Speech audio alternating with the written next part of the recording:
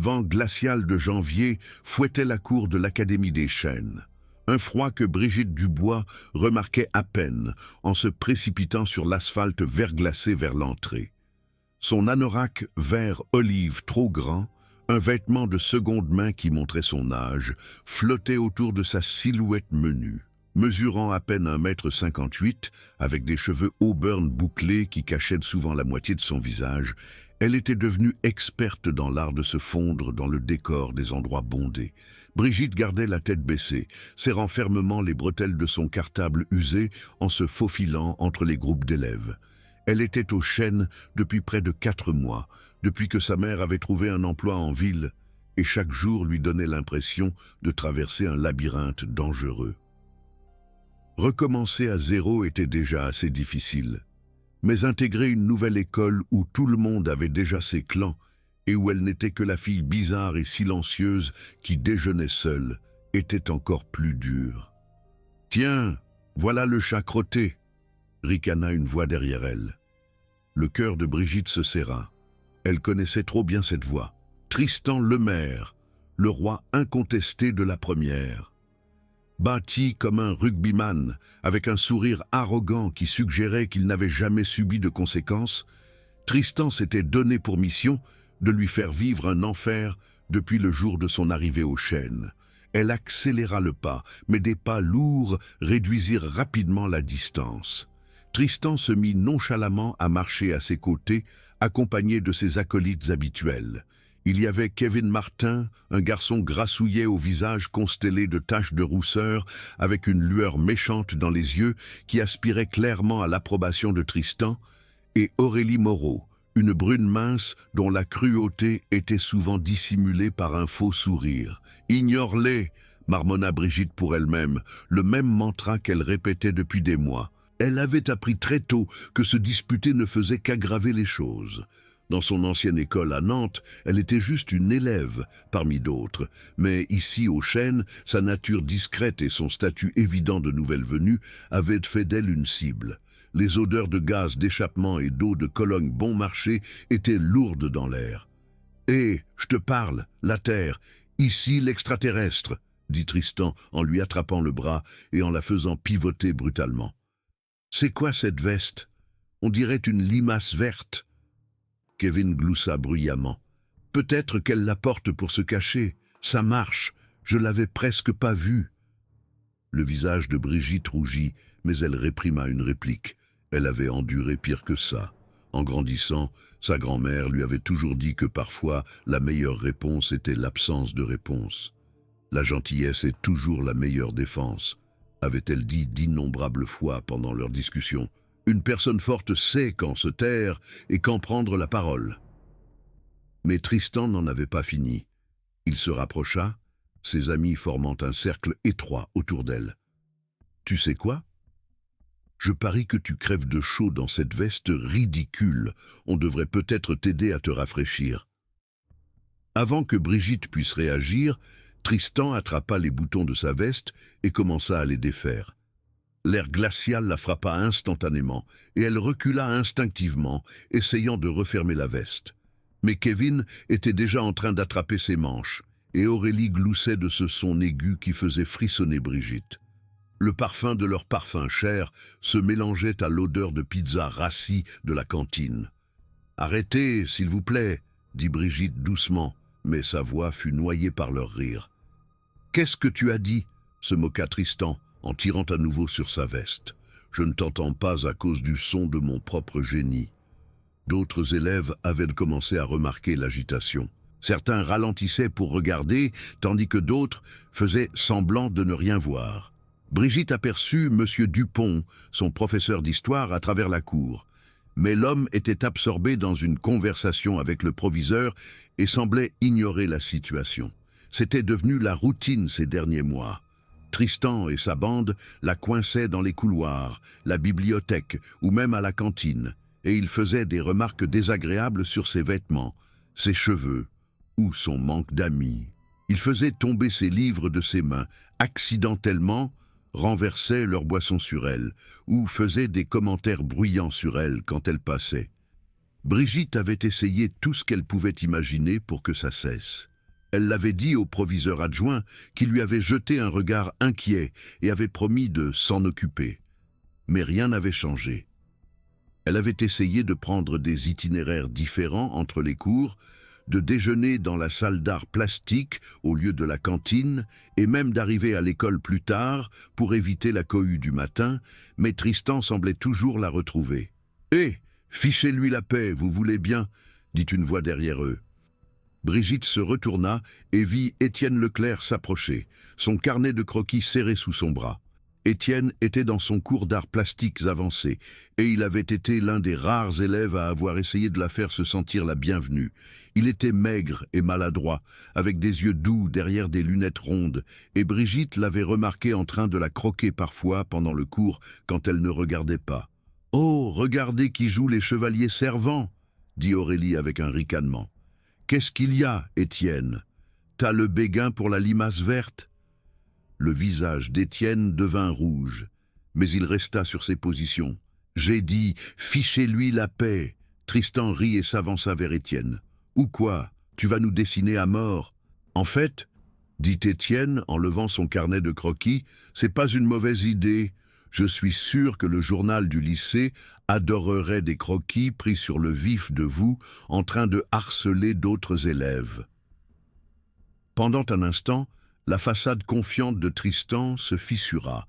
Se faire prendre par le journal du lycée lui causerait certainement des problèmes, surtout si les croquis atteignaient le proviseur. Mais son sourire narquois revint, et il attrapa le carnet de croquis et l'arracha des mains d'Étienne. L'air frais du matin portait le parfum du café voisin.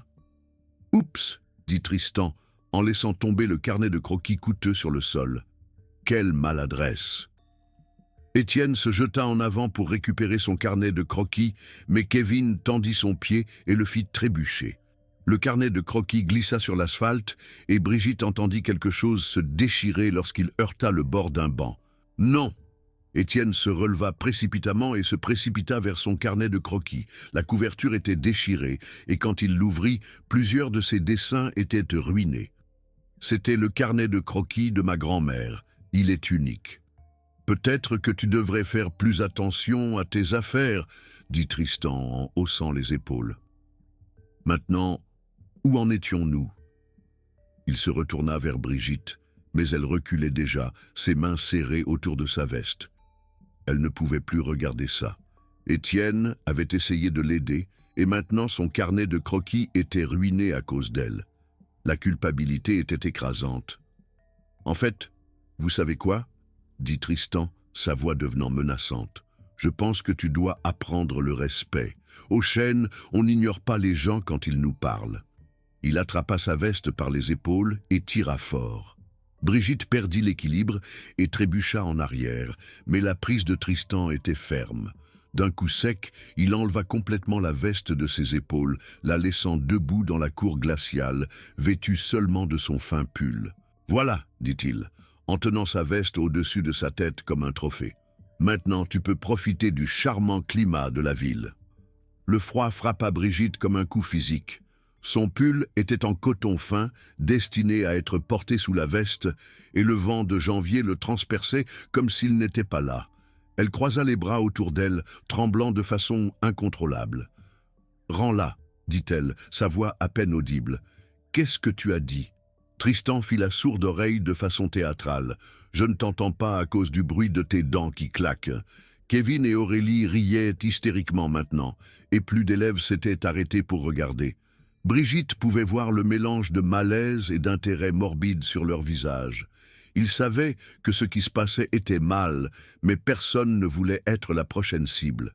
« S'il te plaît, » dit Brigitte, plus fort cette fois, « rends-moi ma veste. »« Oh, elle peut parler, » dit Tristan, « mais je ne pense pas que tu demandes assez gentiment. Peut-être que si tu te mettais à genoux et que tu suppliais... » Quelque chose se brisa à l'intérieur de Brigitte. Pas le genre de colère bruyante qui conduit à des actions impulsives, mais la rage calme et concentrée que sa mère lui avait appris à reconnaître et à contrôler. Elle se retenait depuis des mois, se disant que se battre ne ferait qu'aggraver les choses, que sa grand-mère serait déçue, qu'elle devait être meilleure que ses bourreaux. Mais alors qu'elle se tenait là, tremblant dans la cour, regardant Tristan brandir sa veste comme un trophée pendant que d'autres élèves riaient et filmaient avec leur téléphone, elle réalisa que sa retenue avait été prise pour de la faiblesse. Sa grand-mère lui avait appris que la gentillesse était une force, mais elle lui avait aussi appris que parfois, il fallait se défendre. Brigitte cessa de trembler. Elle redressa sa posture et regarda directement Tristan pour la première fois depuis des mois. « Rends-moi ma veste !»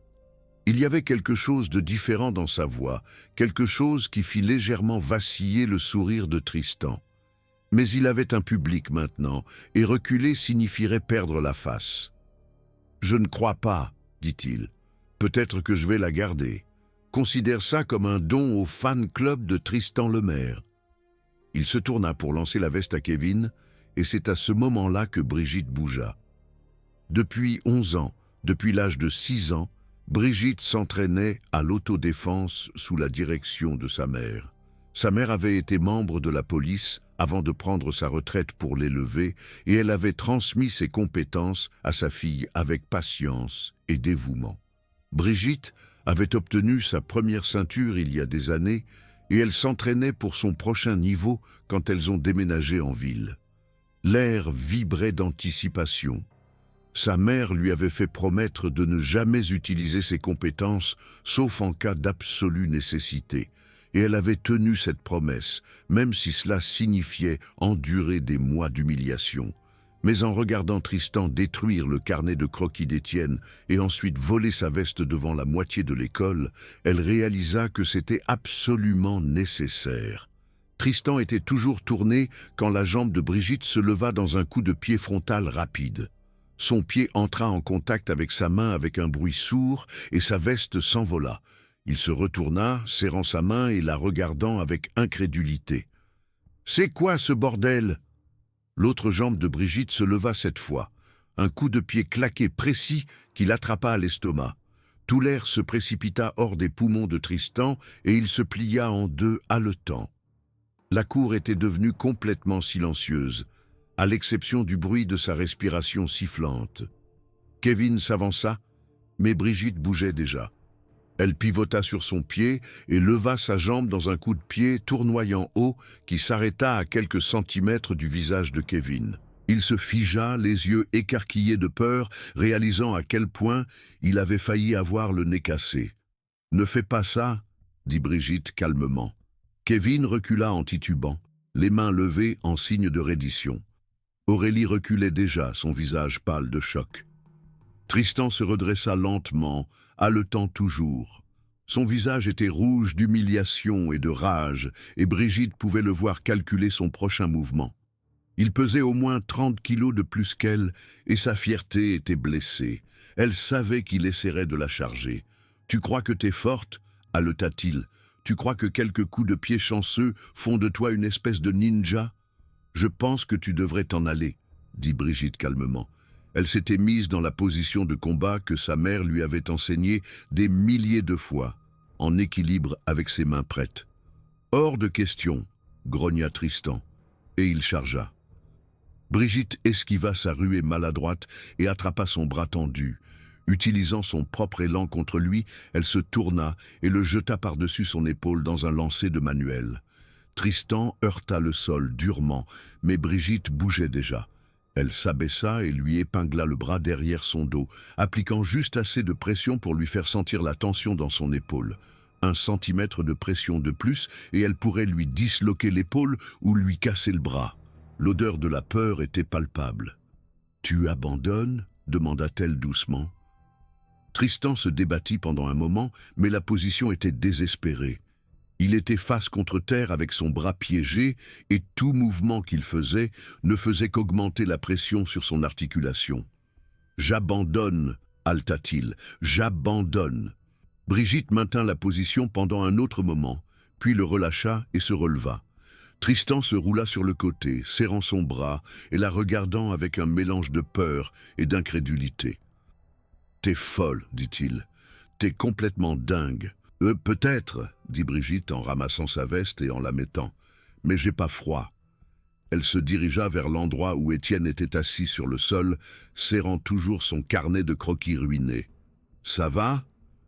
Étienne hocha la tête, bien que son visage soit pâle. « J'arrive pas à croire que t'as fait ça. Je suis tellement désolé pour ton carnet de croquis, » dit Brigitte. « Je vais t'aider à le remplacer. »« T'inquiète pas, » dit Étienne en se relevant. Ça valait le coup de voir la tête qu'il a faite. Autour d'eux, les élèves étaient toujours figés de choc. Certains prenaient des photos avec leur téléphone, et Brigitte savait qu'à la fin de la journée, tout le monde à l'école saurait ce qui s'était passé. Elle ressentit un moment de panique. Et si elle était renvoyée? Et si sa grand-mère l'apprenait? Et si ça empirait les choses? Mais ensuite, elle regarda Tristan, toujours assis sur le sol avec ses amis planant nerveusement autour de lui, et elle réalisa qu'elle s'en fichait. Pour la première fois depuis des mois, elle se sentait à nouveau elle-même. L'horizon de la ville se profilait au loin. « Brigitte !» appela une voix. Elle se retourna et vit M. Dupont s'approcher, son visage inquiet. « Qu'est-ce qui s'est passé ici ?»« Rien !» dit Brigitte rapidement. « Juste un désaccord. » Monsieur Dupont regarda alternativement Brigitte et Tristan, sentant clairement qu'il s'était passé plus de choses que quiconque ne l'admettait. Mais avant qu'il ne puisse poser d'autres questions, la cloche sonna et les élèves commencèrent à se précipiter vers le bâtiment. « T'es sûr que ça va ?» demanda Monsieur Dupont à Brigitte doucement. « Ça va, » dit Brigitte. « Mieux que bien, en fait. » Alors que la foule se dispersait, Tristan se releva lentement. Ses amis se rassemblèrent autour de lui, lui demandant si ça allait, mais il les repoussa d'un geste de la main. Il regarda Brigitte pendant un long moment, et elle soutint son regard sans ciller. « C'est pas fini, » dit-il finalement. « Si, c'est fini, » répondit Brigitte, « à moins que tu veuilles une autre démonstration. » Tristan ouvrit la bouche pour dire quelque chose d'autre, puis sembla se raviser. Il se retourna et s'éloigna, ses amis traînant derrière lui comme des moutons. Étienne se mit à marcher à côté de Brigitte alors qu'il se dirigeait vers le bâtiment. « Alors, » dit-il, « rappelle-moi de jamais me mettre à dos. » Malgré tout, Brigitte sourit. « Je vais garder ça à l'esprit. » Au cours des jours suivants, Brigitte remarqua des changements subtils dans la façon dont les autres élèves la traitaient. Certains lui laissaient beaucoup d'espace, clairement nerveux de ce qu'elle pourrait faire si elle était provoquée. D'autres hochèrent la tête respectueusement lorsqu'elle les croisait dans les couloirs. Quelques-uns s'approchèrent même d'elle pour se renseigner sur l'autodéfense, curieux de son entraînement.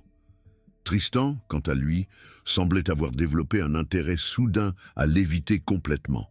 Il ne la cherchait plus entre les cours, et quand leurs chemins se croisaient dans le couloir, il détournait le regard et trouvait un autre endroit où être. Kevin et Aurélie avaient également disparu, bien que Brigitte les surprenne occasionnellement en train de chuchoter et de pointer du doigt quand il pensait qu'elle ne regardait pas. Le changement le plus significatif, cependant, concernait Étienne. Ce qui avait commencé comme un simple acte de gentillesse en la défendant s'était transformé en quelque chose de plus. Ils commencèrent à déjeuner ensemble dans la salle d'art plastique, à parler d'art et de leur expérience commune d'être des marginaux. Étienne était gentil et drôle, avec un sens de l'humour décalé qui prenait Brigitte au dépourvu et la faisait rire malgré elle. « Tu sais, » dit-il un après-midi alors qu'ils étaient assis dans la salle d'art plastique, « je me suis toujours demandé pourquoi tu ne t'étais jamais défendu avant. Je veux dire, c'était évident que tu pouvais te débrouiller. » Brigitte leva les yeux de son projet artistique. « Ma mère m'a appris que se battre devrait toujours être le dernier recours. Elle a dit que la vraie force vient de savoir quand ne pas utiliser son pouvoir. Et qu'est-ce qui t'a fait changer d'avis ?» Brigitte resta silencieuse pendant un moment, réfléchissant. « J'ai réalisé que parfois ne pas se battre est juste une autre forme de faiblesse. J'avais tellement peur de devenir comme eux que j'ai oublié de me défendre. » Étienne hocha la tête pensivement. « Eh bien, pour ce que ça vaut, je pense que tu as trouvé le bon équilibre. Tu les as arrêtés sans devenir comme eux. » C'était vrai. Dans les semaines qui suivirent, Brigitte constata qu'elle n'avait aucun désir de chercher Tristan ou ses amis pour se venger. La confrontation dans la cour avait suffi. Elle avait prouvé son point de vue et récupéré sa dignité, et c'était tout ce qu'elle avait voulu. Environ un mois après l'incident, Brigitte rentrait chez elle à pied après l'école quand elle entendit des pas derrière elle. Elle se retourna et trouva Tristan s'approcher, seul cette fois. Elle se tendit instinctivement, mais quelque chose dans sa posture lui dit que ce n'était pas une menace. « Je voulais juste dire, » commença-t-il, puis s'arrêta et baissa les yeux sur ses pieds. « Je voulais m'excuser. » Brigitte haussa un sourcil. « T'excuser. Pour ce que j'ai fait à toi et à Étienne, c'était mal. » Il leva les yeux vers elle, et pour la première fois, elle vit autre chose que de l'arrogance dans ses yeux. « J'y ai beaucoup pensé, et j'ai réalisé que j'étais juste un crétin, tout simplement. » « Qu'est-ce qui a provoqué ça ?» demanda Brigitte. Tristan haussa les épaules. « Ma cousine a commencé le lycée cette année. Elle est timide, comme toi tu l'étais. Et j'arrêtais pas de penser à ce que je ressentirais si quelqu'un la traitait comme je t'ai traité. » Il fit une pause. « Je suppose que j'ai jamais vraiment pensé à ce que ça faisait de l'autre côté. » Brigitte étudia son visage, à la recherche de signes de tromperie ou de manipulation. Mais il semblait sincèrement désolé et elle se surprit à le croire. « Excuse acceptée, dit-elle finalement. Mais si tu refais jamais quelque chose comme ça… » « Je le ferai pas, dit Tristan rapidement. Je te le promets. » Alors qu'il s'éloignait, Brigitte ressentit un sentiment de paix qu'elle n'avait pas prévu. Elle s'était défendue, avait gagné le respect de ses pairs et avait même réussi à changer la vie de son bourreau. C'était plus qu'elle n'avait espéré quand elle était arrivée au chêne. Plus tard ce soir-là, elle pratiquait ses mouvements d'autodéfense dans sa chambre quand sa mère entra pour regarder. Elle observa ses mouvements silencieusement pendant plusieurs minutes avant de parler. Les bruits de la ville dérivaient à travers la fenêtre ouverte. « Tu sembles différente, » dit-elle finalement, plus confiante. Brigitte termina sa forme et se tourna pour lui faire face. « J'ai dû utiliser ce que tu m'as appris à l'école. » L'expression de sa mère devint sérieuse. « Raconte-moi ce qui s'est passé. » Brigitte raconta l'histoire de la confrontation dans la cour, s'attendant à ce que sa mère soit déçue qu'elle ait eu recours à la violence. Au lieu de cela, elle hocha la tête pensivement. « Tu as montré du contrôle, dit-elle. Tu aurais pu le blesser gravement, mais tu as choisi de ne pas le faire. Ça montre de la maturité. »« J'avais peur que tu sois contrariée, » admit Brigitte. « Une personne forte qui ne se défend jamais n'est pas vraiment forte, » dit sa mère. « Mais une personne forte qui utilise sa force inutilement n'est pas forte non plus. Tu as trouvé l'équilibre entre les deux. Et c'est la marque d'une personne vraiment forte. » Alors que le printemps arrivait et que l'année scolaire touchait à sa fin, Brigitte se retrouva à s'installer dans une routine confortable au chêne. Elle s'était fait des amis au-delà d'Étienne, avait rejoint le club d'art et avait même commencé à aider d'autres élèves avec leurs projets. La fille silencieuse et invisible qui était arrivée en janvier avait disparu, remplacé par quelqu'un qui était toujours silencieux, mais plus invisible. L'incident dans la cour était devenu une sorte de légende au chêne, grandissant à chaque récit jusqu'à ce que certaines versions racontent que Brigitte avait affronté à elle seule la moitié de l'équipe de football. Mais la vérité était plus simple et plus significative. Elle s'était défendue et avait défendu quelqu'un qui lui tenait à cœur, et ce faisant, elle avait découvert sa propre force. Le dernier jour d'école, alors qu'elle vidait son casier, Étienne s'approcha avec un petit cadeau. « Qu'est-ce que c'est » demanda-t-elle. « Un cadeau de remerciement, » dit-il, « pour m'avoir aidé à remplacer mon carnet de croquis, et pour être toi. » Brigitte ouvrit le cadeau et trouva un petit dessin encadré. C'était un croquis d'elle qu'Étienne avait fait pendant l'une de leurs séances d'art, capturé à un moment où elle riait de quelque chose qu'il avait dit. Mais ce qui la frappa le plus, c'était l'expression sur son visage, confiante, heureuse et complètement à l'aise avec elle-même. J'adore, dit-elle, et elle le pensait. Je pensais que tu voudrais te souvenir de cette année, dit Étienne. À quel point tu as grandi. Brigitte regarda à nouveau le dessin, puis Étienne, puis la cour où sa transformation avait commencé. Je pense que je m'en souviendrai très bien. Alors qu'elle sortait de l'Académie des Chênes pour la dernière fois cette année, Brigitte réfléchit aux leçons qu'elle avait apprises. Elle avait découvert que se défendre ne signifiait pas devenir un tyran, que la force ne venait pas d'éviter les conflits, mais de choisir judicieusement ses batailles, et que parfois, les silencieux étaient ceux qu'il fallait surveiller. Le doux parfum de l'herbe fraîchement coupée embaumait l'air. Plus important encore, elle avait appris que le respect était quelque chose qu'on gagnait, pas quelque chose qu'on donnait, et que la meilleure façon de le gagner était de se respecter d'abord soi-même. La fille qui s'était autrefois rendue invisible avait trouvé sa voie, et elle ne se tairait plus jamais.